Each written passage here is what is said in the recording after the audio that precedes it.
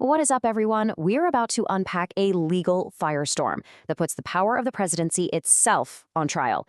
It is a wild ride, so if you want to stay on top of stories like this, do me a favor and smash that subscribe button. All right, let's get into it. So let's just start with the big one, the question at the heart of all this. Can a U.S. president just fire anyone they want in the government? Well, former President Donald Trump didn't just ask the question, he decided to put it to the test, right out in the open for everyone to see. And the first answer from the legal system? A big, loud, crystal clear nope. At least for now. Okay, let's break this down. Act 1, Trump's "you're fired" moment, but this time it wasn't on reality TV. So how'd this all kick off? Well, Trump went on his Truth Social account and posted a public termination letter. The target? Federal Reserve Governor Lisa Cook.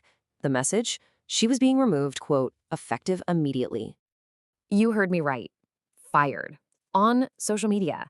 I mean, forget a quiet chat in the Oval Office. This was a public dismissal that just sent shockwaves everywhere. Totally unprecedented. So who exactly is Lisa Cook, and what was the official reason here? She's a Federal Reserve governor appointed in 2022, making history as the first Black woman on the board. The reason given for her firing was an allegation of mortgage fraud from way before she ever joined the Fed. Trump's team argued this was enough for a for-cause removal. But this was far from over. Cook wasn't about to go quietly. Her response basically set up Act 2, and it was pretty much, oh yeah, try me. She came out swinging. She put out her own statement saying that President Trump had, and I quote, no authority to fire her, and she made it absolutely clear, I will not resign. And these weren't just words. She took action immediately, hiring the high-profile lawyer Abe Lowell to fight this thing in court. The battle was on. So you've got the two corners of the ring, right? You've got Team Trump arguing this is all about accountability, a for-cause removal. And then you've got Team Cook firing back that the president has zero authority here and that this is a massive threat to the independence of the entire Federal Reserve. So with both sides dug in, this whole showdown lands in federal court. Which brings us to Act 3, the judge's verdict.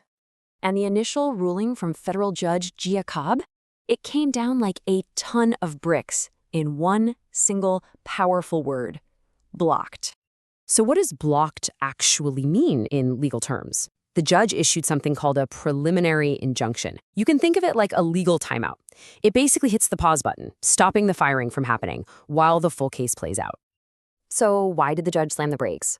Well, she laid out 3 key reasons. First, due process. Firing someone on social media, she said, just doesn't count as a meaningful opportunity for them to be heard.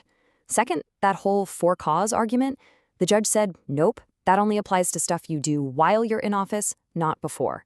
And finally, she said this public firing caused irreparable harm to Cook's reputation. I mean, yeah, no kidding. Okay, so we've got this insane political drama, we've got a huge legal battle, but why does any of this actually matter to you and me? Let's zoom out and talk about why the Federal Reserve and its independence is such a big deal. Get this. In the entire 111-year history of the Federal Reserve, this is the first time anyone has ever even attempted a for-cause removal of a governor. Ever. We are in totally new territory here. And here's why that's so important. Fed governors get these incredibly long fixed terms. Lisa Cook's term isn't supposed to end until 2038. That's done on purpose. It's designed to build a wall between them and short-term politics so they can make tough decisions about the economy, like raising or lowering interest rates, without worrying about who's in the White House.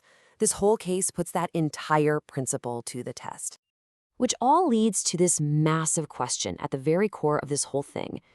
Should an institution as powerful as the Fed be completely independent from our elected leaders? Or does that create a situation where there's no real accountability? Man, there are smart people on both sides of that debate, and I genuinely want to know what you think. Is total independence the only way to go, or do we need more oversight? Drop your take in the comments. And as always, if you got something out of this, a like and a subscribe goes a long way. Thanks for watching, and I'll see you in the next one.